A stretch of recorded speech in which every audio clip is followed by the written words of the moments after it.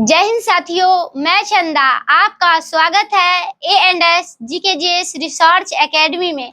तो जैसा कि आपको पिछले वीडियो के माध्यम से पता ही होगा कि इस चैनल पर क्लास 7 के NCERT को कवर कराया जा रहा है, जिसमें आज हम जानेंगे क्लास 7 के जो बुक है NCERT का, उसका लास्ट चैप्टर जो है 18वीं शताब्दी में नए राजनीतिक गठन के बारे में आज जानेंगे। यानी कहे तो 18वीं शताब्दी में विभिन्न राजनीतिक गठन हुए थे, इसके बारे में जानेंगे।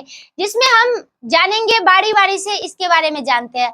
जिसमें हम जानेंगे हैदराबाद के बारे में, उसके बाद अवध के बारे में, उसके बाद बंगाल के बारे में, राजपूत के बारे में, सिख के बारे में, मराठा के बारे में, उसके बाद जाट के बारे में। तो इन सभी के बारे में हम इसी चैप्टर में बारी बारी से जानेंगे, तो इसको याद रखिएगा।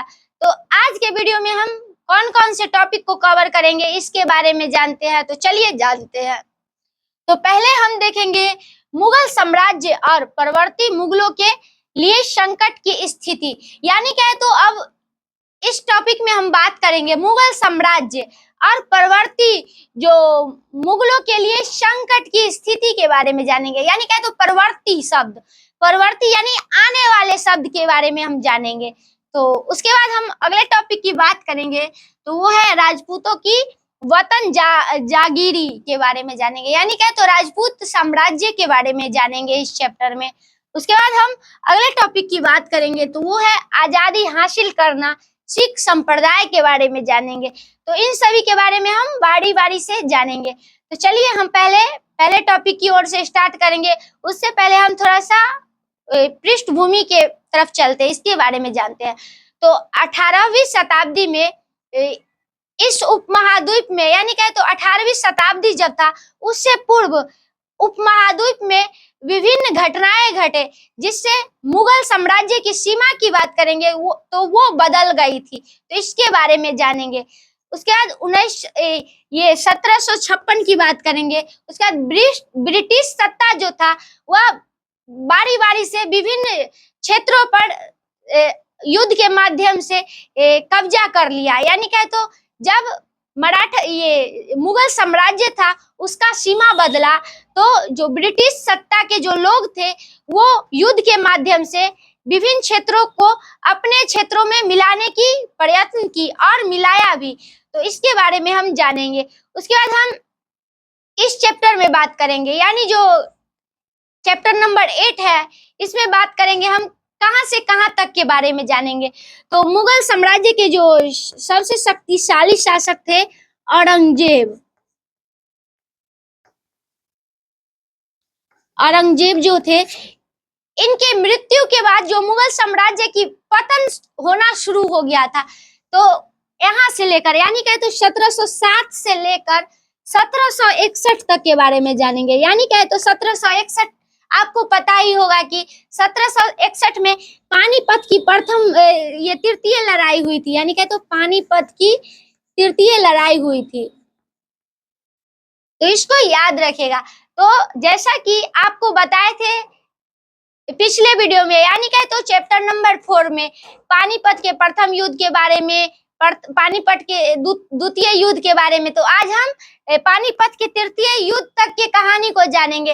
इस यानी कहे तो 1707 से लेकर 1761 के बीच विभिन्न शक्तियां उभर कर आई थी, इसके बारे में जानेंगे। तो चलिए हम पहले जानते हैं पानीपत के प्रथम युद्ध के बारे में, द्वितीय युद्ध के बारे में और तृतीय युद्ध के बारे में।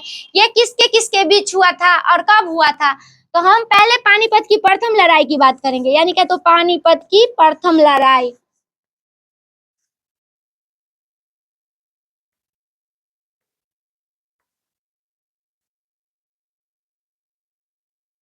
तो ये बाबर और इब्राहिम लोदी के बीच हुआ था, तो इसको याद रखेगा। यानी क्या, तो बाबर और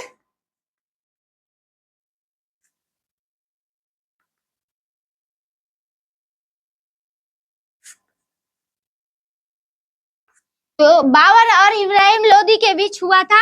ये हुआ था 1526 में।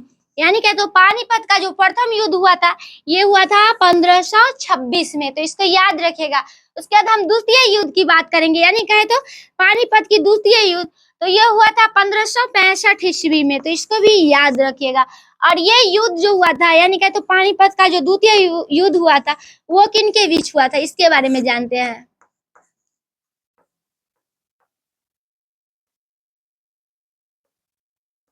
तो ये अकबर और हेमू के बीच हुआ था।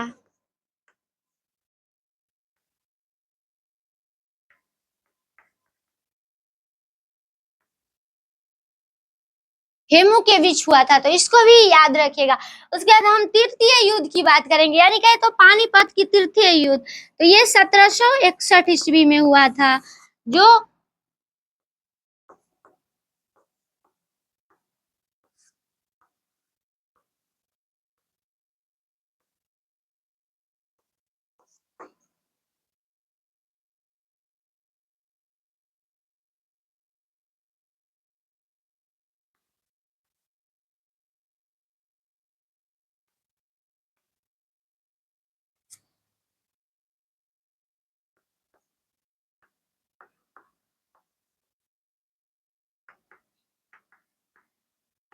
यानी कहे तो ये पानीपत की तृतीय युद्ध जो हुआ था वह अहमद शाह अब्दावली और मराठाओं के बीच हुआ था, जिसमें अहमद शाह की विजय हुई थी और मराठाओं की हार हुई थी, तो इसको भी याद रखिएगा। और प्रथम युद्ध में जो बात करेंगे तो बाबर की विजय हुई थी और इब्राहिम लोदी की हार हुई थी, तो इसको भी याद रखिएगा। उसका द्वितीय युद्ध में अकबर का मतलब विजय प्राप्त हुआ था और हेमू का हार हुआ था, तो इसको भी याद रखिएगा। तो ये जो आपको 3 प्रश्न देखने को मिल रहा है ये हर प्रतियोगी परीक्षाओं के लिए महत्वपूर्ण है, तो इसको याद ही कर लीजिएगा। उसके बाद हम जानेंगे 1707 यानी जब औरंगजेब की मृत्यु हो गई थी, इससे लेकर और 1700 जो 61 है इसके बीच जो विभिन्न शक्तियां आए थे उभर कर, इसके बारे में जानेंगे। तो चलिए हम अब टॉपिक की ओर चलते हैं, यहाँ से स्टार्ट करेंगे। तो पहला टॉपिक जो है वह मुगल साम्राज्य और परवर्ती मुगलों के लिए संकट की स्थिति के बारे में बात करेंगे। यानी मुगल साम्राज्य की बात करते हैं, तो जैसा कि आपको पता ही होगा कि मुगल साम्राज्य जो था वह मध्यकालीन में सबसे अस्थायी साम्राज्य आया था। इससे पहले यानी मुगलों के आने से पहले, यानी जब दिल्ली पर शासन किया था उससे पहले और भी विभिन्न वंश दिल्ली पर शासन किए थे, लेकिन उनका कोई अस्थाई नहीं था। ये मतलब उनका जो कालखंड होता था वह छोटा छोटा देखने को मिलता था। लेकिन जब से मुगल साम्राज्य दिल्ली पर शासन किए थे तो ये अस्थाई ही हो गए थे, जिसमें विभिन्न शासक उभर कर आए थे। जिसमें मुगल साम्राज्य के संस्थापक की बात करेंगे तो वो बाबर के द्वारा स्थापना किया गया था, यानी क्या, तो बाबर के द्वारा। और मुगल साम्राज्य के जो बाबर थे ये मुगल साम्राज्य के संस्थापक भी थे और प्रथम शासक भी थे। और हम इसके सबसे यानी मुगल साम्राज्य के सबसे शक्तिशाली शासक की बात करेंगे तो वो औरंगजेब थे, तो इसको भी याद रखिएगा। और अंतिम शासक की बात करेंगे तो वो बहादुर शाह जफर थे, तो इसको भी याद रखिएगा। तो जब ये सबसे जो शक्तिशाली शासक औरंगजेब थे, इनके मृत्यु के बाद मुगल साम्राज्य का धीरे धीरे पतन होना शुरू हो गया था। तो इसके बारे में अब जानेंगे, इसका पतन कैसे हुआ था, तो इसके बारे में चलिए जानते हैं। तो मुगल साम्राज्य के जो सबसे शक्तिशाली शासक थे औरंगजेब, यानी कहे तो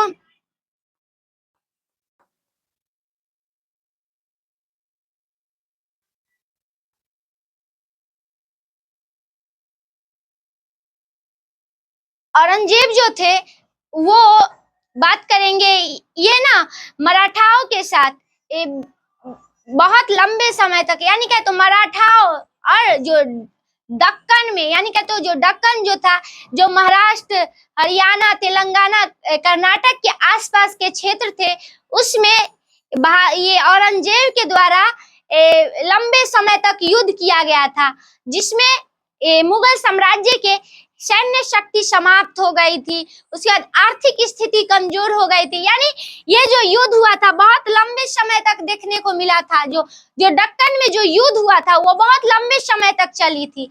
तो इससे अब मुगल साम्राज्य का जो आर्थिक स्थिति कमजोर हो गया था, सैन्य शक्ति कमजोर हो गया था, जिससे अब मुगल साम्राज्य का धीरे धीरे पतन होना शुरू हो गया था। उसके बाद हम बात करेंगे इसके जो उत्तराधिकारी आए थे। यानी यहाँ पर बता रहा है इसका जो परवर्ती मुगलों के लिए संकट की स्थिति, यानी यहाँ पर परवर्ती शब्द की बात कर रहा है। तो इसका अर्थ क्या होता है इसके बारे में जानते हैं। यानी इसका अर्थ होता है आने वाला, आने वाला, या कहे तो आगामी। तो इसको भी याद रखेगा, यानी कहे तो आगामी।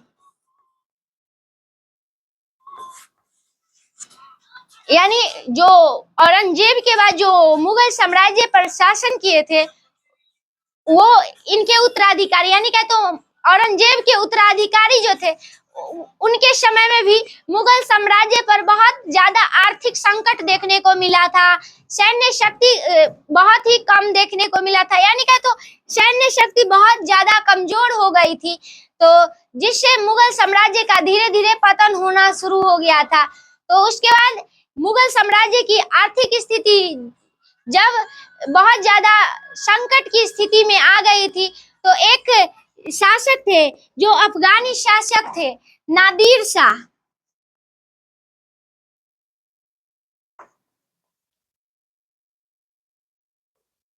नादिर शाह जो शासक थे उन्होंने दिल्ली पर हमला किए थे, यानी कहे तो दिल्ली पर को लूटने के लिए हमला किए थे। और यहाँ से बात करेंगे जो दिल्ली से विभिन्न चीजों को, यानी कहे तो बेशकीमती मूल्यवान सामानों को लूट कर ले आए थे, जिसमें हम बात करेंगे 1 लाख मतलब 60 लाख मतलब सोने के सिक्के और 1 लाख 1 करोड़ कैश और भी विभिन्न जो उस समय के कीमती जो मूल्यवान वस्तुएं होते थे उन सभी चीजों को नादिर शाह के द्वारा लूट लिया गया था। और जो नादिर शाह जो थे यह अफगानी शासक थे, तो इसको याद रखेगा, यानी क्या तो अफगानी शासक थे। उसके बाद और भी दिल्ली की आर्थिक स्थिति बहुत ज्यादा कमजोर देखने को मिली थी। उसके तो नादिर शाह जो जब मतलब दिल्ली पर हमला किए थे उस समय हम बात करेंगे दिल्ली के शासन की, तो वो शासक थे शाह रंगीला। शाह रंगीला उस समय दिल्ली पर शासन करते थे। यानी जब नादिर शाह जो दिल्ली पर हमला किए थे उस समय दिल्ली सल्तनत पर शासन करते थे शाह रंगीला, जो थे और औरंगजेब के उत्तराधिकारी। तो इसको याद रखेगा, यानी क्या तो औरंगजेब की मृत्यु के बाद अब इन्होंने उत्तराधिकारी बनाया था शाह रंगीला को। तो इनके समय में दिल्ली को लूटा गया था और बुरी तरह से लूटा गया था, तो इसको याद रखिएगा। उसके बाद धीरे धीरे मुगलों का पतन होना चालू हो गया था, तो इसको याद रखेगा। तो चलिए अब हम आगे जानते हैं इससे प्रभाव क्या पड़ा था। तो ये युद्ध यानी दिल्ली पर जब इन्होंने हमला किया था तो उस समय विभिन्न शक्तियां उभर कर आई थी, यानी क्या तो जब ये मुगलों का पतन होना शुरू हो गया था तो उस समय जो मुगल साम्राज्य के अंतर्गत जो क्षेत्र आते थे उस पर जो शासक जो शासन करते थे वो सब अब अपना खुद का मतलब राज्य बनाने लगे, अपने राज्य को शक्तिशाली बनाने लगे। जिसमें हम बात करेंगे उस समय कौन कौन से राज्य उभर कर आए थे, जिसमें हैदराबाद आए थे प्रमुख, हैदराबाद आए थे। उसके बाद अवध आए थे,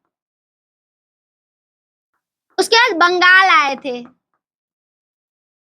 यानी इन सभी क्षेत्रों के जो शासक थे अब स्वतंत्र होकर शासन करना शुरू कर दिया, क्योंकि दिल्ली जो मुगल का तो पतन ही शुरू होने लगा। तो वहां के जो शासक होते थे यानी जो ये शाह रंगीला जो थे उनको अब दिल्ली के आसपास के जो क्षेत्र के जो शासक होते थे वो अब राजस्व देना छोड़ दिए, यानी क्या है, तो अब राजस्व यानी कर,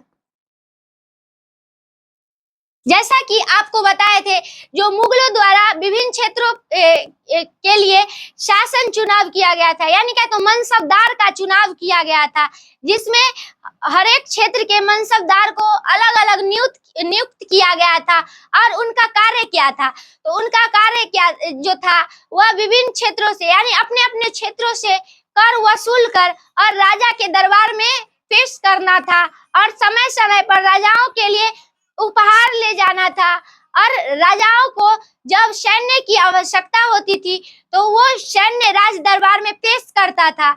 तो अब ये सब की कमी देखने को मिला, यानी मुगल साम्राज्य के जो शक्तिशाली शासक औरंगजेब थे, उस समय तक ये जो मनसबदार थे वो मुगलों को राजस्व देते थे समय समय पर जाकर, लेकिन जब शक्तिशाली शासक का मतलब निधन हो गया तो जो उसके बाद जो उनका उत्तराधिकारी बना, तो उनके शासन काल में मनसबदार जो थे अब उनको उनके राज दरबार में राजस्व नहीं देते थे, समय समय पर नहीं देते थे, वसूलते कितने थे और राज दरबार में पेश करते थे मतलब बहुत कम मात्रा में। तो इन सभी से लेकर ये मुगल साम्राज्य बहुत ही कमजोर होती गई, तो जिससे ये एक दिन मुगल साम्राज्य का पतन हो गया, तो इसको याद रखिएगा। तो चलिए अब हम जानते हैं बारी बारी से जो शक्तियां उभर कर आई थी इसके बारे में,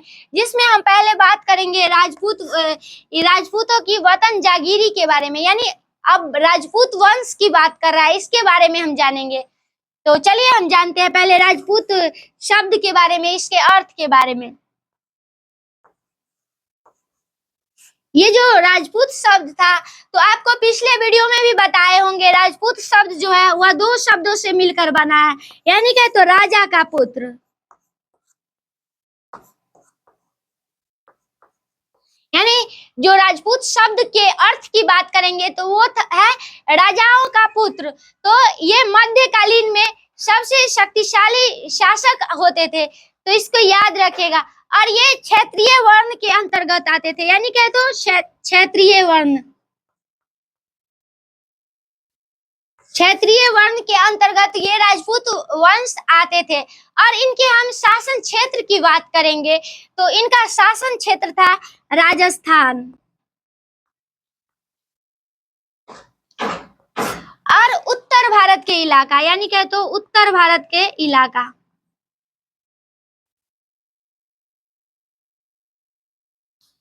तो राजपूत जो थे उनका शासन क्षेत्र था राजस्थान और उत्तर भारत के इलाका, तो इसको याद रखिएगा। और ये जो थे यह सबसे शक्तिशाली शासक माने जाते थे और विभिन्न माध्यमों से ये शक्तिशाली थे। इनका हम नीति की बात करेंगे तो इनका नीति बहुत ही मजबूत होता था और ये हमेशा चाहते थे अपने साम्राज्य का विस्तार करना, तो इसको याद रखिएगा।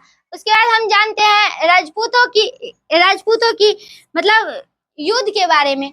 तो इन्होंने हमेशा आसपास के क्षेत्रों के जो शासक होते थे वो युद्ध करके, यानी क्या, तो युद्ध करके उनके क्षेत्रों के अपने क्षेत्र में मिलाने की कोशिश करते थे, तो इसको याद रखिएगा। तो चलिए अब हम आगे जानते हैं अगले वंश की, जो है सिख संप्रदाय, यानी क्या, तो आजादी हासिल करना सिख के बारे में, यानी आजादी सिख कैसे हासिल किया था इसके बारे में। तो सिख जो है एक मतलब संप्रदाय है, तो इसके बारे में जानते हैं। तो पहले हम जानेंगे इसके संस्थापक के बारे में, यानी क्या, तो सिख के संस्थापक।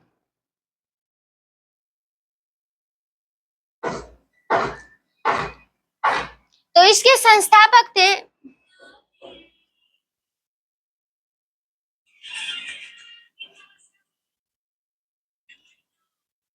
तो सिख संप्रदाय के संस्थापक की बात करेंगे तो वो थे गुरु नानक देव जी, तो इसको याद रखेगा। और इसके मतलब क्षेत्र की बात करेंगे तो ये इसका पहले स्थापना की बात करते हैं। 15वीं शताब्दी में पंजाब के आसपास इसका मतलब प्रचार हुआ था। पंजाब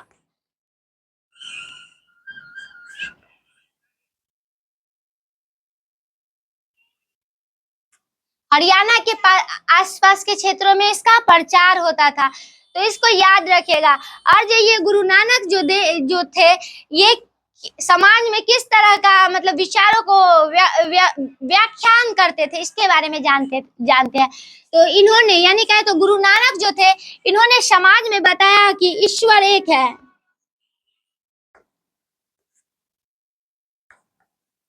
ईश्वर एक है और इनके स्वरूप अलग अलग है। और अगर बात करेंगे ईश्वर की, यानी ईश्वर की प्रार्थनाएं की, तो अगर ईश्वर एक है तो इनको हम सच्चे हृदय से मना सकते हैं, अपने मन में इनको बसा सकते हैं। और इन्होंने बताया कि समाज में भाईचारे की भावनाएं रखना चाहिए, यानी क्या तो भाईचारे की भावना।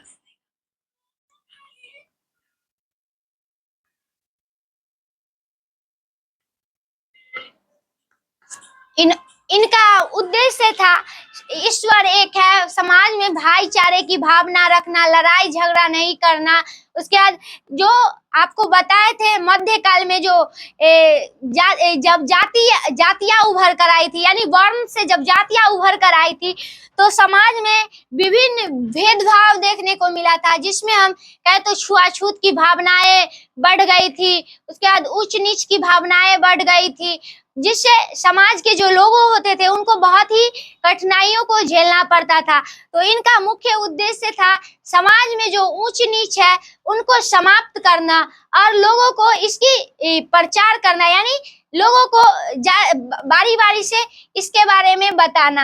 यानी इनका मुख्य उद्देश्य ही था भाईचारे की भावना, यानी समाज में सभी लोग मिलजुल कर रहे। तो इसको याद रखेगा। उसके बाद हम बात करेंगे सिख संप्रदाय में कैसे भाईचारे की भावनाएं थी, यानी क्या तो जो सिख धर्म के जो अनुयायी आ गए थे, इनके बीच कैसे भाईचारे की भावना आई थी। तो इन्होंने लंगर की व्यवस्था की थी, यानी क्या तो लंगर जिसे हम कहे तो एक साथ साझी रसोई बनती थी, यानी क्या तो सिख अनुयायी के जो लोग थे उन सभी के लिए एक साथ साझी रसोई की व्यवस्था की गई थी, जहां वहां उन लोगों ने अपने जाति पाति को भूलकर, धर्म को भूलकर एक साथ मिलकर भोजन करते थे। यानी क्या तो लंगर में एक साथ उन सभी जो अनुयायी थे वो एक साथ भोजन करते थे, जिससे यहाँ पर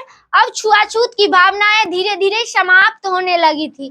तो इसको याद रखिएगा। इनका मुख्य उद्देश्य ही था लोगों में छुआछूत की भावनाएं को मिटाना। उसके बाद हम बात करेंगे ये जो सिख जो संप्रदाय दिख रहे हैं, इसके अंतर्गत कितने संत आए थे इसके बारे में।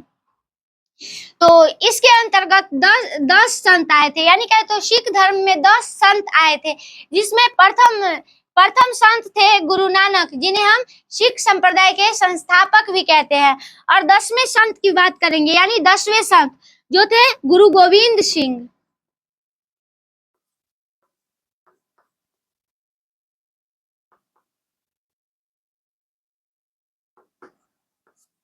गुरु गोविंद सिंह जो थे, इनका जन्म की बात करेंगे तो ये इनका जन्म बिहार में ही हुआ था। और इनका हम अति बात करेंगे, यानी इनका जन्म बिहार के पटना में हुआ था।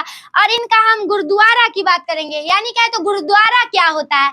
तो सिख धर्म के जो अनुयायी थे उनके लिए अब विचार करने के लिए एक स्थान नियुक्त किया गया था, जिसे हम आज गुरुद्वारा के नाम से जानते हैं, यानी क्या तो गुरुद्वारा।